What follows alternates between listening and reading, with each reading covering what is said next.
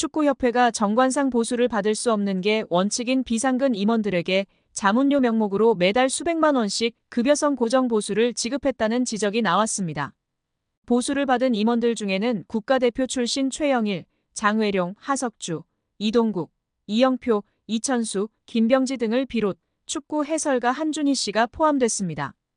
이 같은 내용은 지난 5일 문화체육관광부가 발표한 대한축구협회 감사 결과에 들어있는데요. 문체부는 홍명보 축구대표팀 감독 선임 논란을 계기로 축구협회 운영 전반을 들여다본 바 있습니다. 축구협회가 2021년부터 올해 8월까지 비상근 임원 44명 중 34명에게 지급한 보수는 모두 28억 원. 축구협회는 정관과 임원 보수 규정에 의하면 별도 계약을 체결한 경우 비상근 임원이라도 보수를 지급할 수 있다고 주장했습니다. 문체부는 자문계약 대상자 선정이나 자문료 책정 기준을 공정하게 마련하지 않은 채 방만하게 보수를 지급했다고 비판했습니다. 이 기간 축구협회에서 가장 많은 자문료를 받은 비상근 임원은 위르겐 클린스만 감독 선임 당시 활동했던 마이클 밀러 전 전력강화위원장이었습니다. 2023년 축구협회와 2년간 연 25만 달러, 약 3억 4천만 원을 받는 자문 계약을 맺었습니다. 그는 올해 2월 아시안컵 이후 클린스만 감독이 경질될 때 함께 사퇴했고 1년 2개월간 약 4천만 원을 수령한 것으로 드러났습니다. 밀러 이후 전력강화위원장을 맡은 정혜성 위원장은 월 1,500만 원을 받는 자문 계약을 맺었고 2월 말부터 6월 사임할 때까지 7,800만 원을 수령했습니다. 문체부는 두 전직 전력강화위원장이 받은 자문료가 축구협회 임원 보수 규정상 자문료 한도를 초과했다고 봤는데요. 규정에는 분과위원장 자문료 한도를 연 1억 원으로 정하고 있는데 이를 어겼다는 것입니다. 축구협회는 밀러는 당초 협회 지도자 강사로 계약했다가 협회 필요에 의해 전력강화위원장으로 선임했기에 지도자 강사 보수에 준하는 자문료를 책정했으며 정혜성은 전력강화위원장 역할과 책임, 전임자들 자문료 등을 고려해 책정했다고 설명했습니다. 축구협회 전현직 비상근 부회장들은 월 250만 800만 원을 자문료 형식으로 받았습니다. 가장 많은 금액을 받은 이는 1998 프랑스 월드컵 국가대표 출신 최영일 부회장인데요. 그는 2021부터 2022년엔 월 600만 원씩, 지난해와 올해엔 월 800만 원씩 받아 올해 8월까지 2억 9,600만 원 넘는 돈을 지급받았습니다. K리그 인천과 중국 충칭 감독 등을 지낸 장회룡 부회장은 2023년 부임한 이후 월 800만 원씩 받아 총 1억 2,700만 원을 수령했습니다. 함께 부임한 국가대표 출신 하석주 부회장과 축구 해설가 한준희 부회장은 각각 월 600만 원씩 총 9,560만 원을 받았습니다. 김병지 현 강원FC 대표이사는 2021년부터 2023년 1월 강원에 부임하기 전까지 비상근 부회장으로서 월 600만 원씩 총 1억 4,400만 원을 받았습니다. 홍명보 감독 선임을 둘러싸고 축구협회를 향해 공개적으로 비판 목소리를 냈던 이동국, 이영표, 이천수 등도 과거 협회에서 자문료를 받은 것으로 나타났습니다. 이동국은 김병지 후임으로, 이영표는 정몽규 회장 부임 때부터 부회장을 맡았습니다.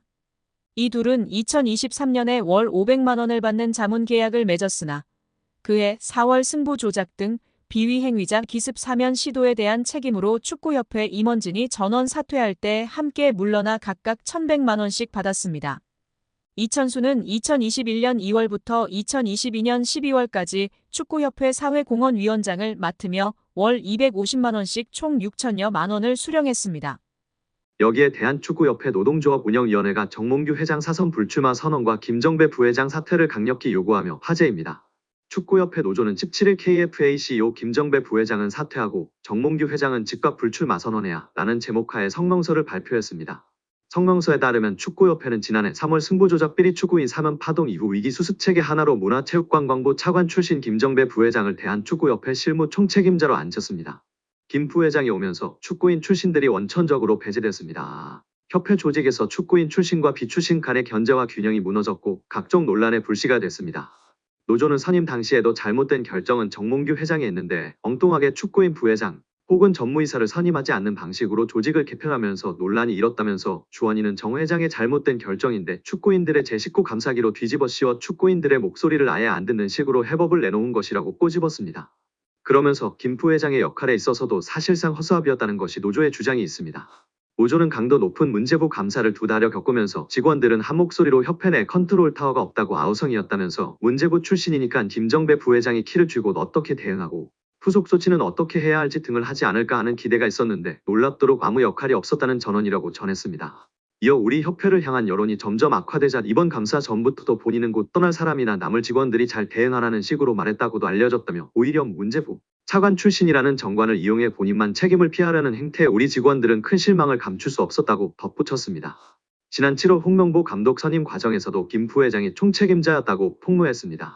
노조는 이임생 총괄이사가 기술적으로야 주도했지만 세부 계약 조건 등은 김정배 부회장이 총책임자였는데 그 어느 보도에도 그의 이름 3글자는 찾아볼 수가 없었다며 이임생 기술이사가 협상 권한이 있다고 그의 등을 떠민 것도 바로 김정배 부회장으로 알려졌고 정 회장이 전력강화위원회를 다시 구성하자고 한 지시를 무시하고 문제없다고 밀어붙인 이도 그로 알려졌다고 알렸습니다. 아울러 그런 사람을 부회장에 앉힌 정몽규 회장의 인사 실패는 결코 가볍다 볼 수 없다며 김정배 부회장은 축구팬과 축구인들에게 석고대죄하고 즉각 사퇴하고 정몽규 회장의 불출마 선언이 한국 축구 정상화의 첫걸음임을 잊지 말아야 할 것이라고 강력 경고했습니다. 이날 이강인이 상대 선수들에게 얼마나 심한 견제를 받았는지 알 수 있는 사진도 공개됐는데요. 이강인이 수비 3명의 견제를 당하는 장면이 포착돼 프랑스 현지에서 화제가 되고 있습니다. 트리뷰나는 이강인은 랑스를 상대로 복잡한 활약을 펼쳤다. 경기 내내 상대 선수들에게 큰 고통을 겪었다. 3명의 랑스 선수들이 이강인을 포위하고 압박을 시도하기도 했다고 해당 사진을 공개했습니다. 이에 대해 한 팬은 이강인에 대한 데이베르 마차도의 파울과 그의 팀 동료들의 위협에도 PSG 선수들은 결속력이 부족한 모습을 보였다. 이강인이 경기 내내 명백한 공격을 당했음에도 불구하고 이강인을 보호하기 위해 오는 동료들이 없었다라며 PSG 선수들이 왜 이강인을 도와주지 않았는지 의문을 던졌습니다. 또한 프랑스 현지 150만 대형 축구 유튜버도 이강인만이 파리에서 공격적인 전진 패스를 하는 유일한 선수라며 극찬을 아끼지 않았습니다. 그는 개인 방송에서 이강인이 엄청나게 좋은 킬패스를 찔러주지만 그것을 골로 마무리할 수 있는 선수가 없다며 안타까워했습니다. 이강인만이 앞으로 전진하려고 노력하는 유일한 플레이어였고 파리 생제르맹의 활력소라고 극찬했습니다. 여기에 축구 통계 매체 풋몹에서 리그앙 1위를 달성한 이강인 선수의 소식을 전했습니다. 풋몹에 따르면 이강인은 20일 기준 프랑스 리그 1에서 큰 기회를 가장 많이 창출한 선수 빅찬스 메이커 1위로 올라섰습니다. 풋몹 통계에 따르면 이강인은 이번 시즌 리그앙에서 지금까지 총 11개의 기회를 창출해 가에탕 페랭과 함께 빅찬스 메이킹 공동 1위에 올라 있습니다. 그런 가운데 이강인은 도움 3개, 페랭은 5개를 기록 중입니다. 이강인은 올 시즌 PSG 핵심으로 활약하고 있습니다. 18경기 중 11경기를 선발, 7번을 교체로 출전했습니다. 6득점 3도움이라는 인상적인 활약을 보여주고 있습니다. 풋몹에 따르면 이강인은 6골로 팀 내 최다 득점 3위입니다. 또 득점과 도움을 합친 최다 공격 포인트도 9개로 3위입니다. 이어 팀 내 가장 많은 기회 창출을 만들어준 선수도 1위는 이강인입니다. 또 PSG 팬 선정 8월 이달의 선수, 이달의 골 8월, 11월까지 수상하며 팬들의 사랑도 많이 받고 있는 상황입니다. 여기에 펩 과르디올라 감독도 칭찬을 아끼지 않았는데요. 지난 챔스 경기 후 그는 PSG가 더 나았다.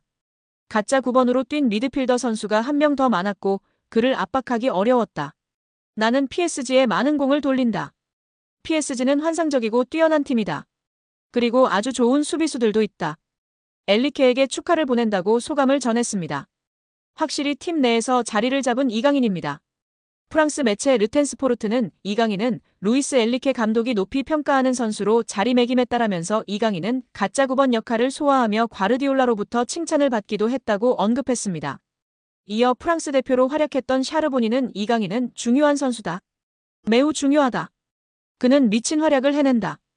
첫 번째 시도와 수많은 움직임을 없애버린다. 그런 사람이 필요하다.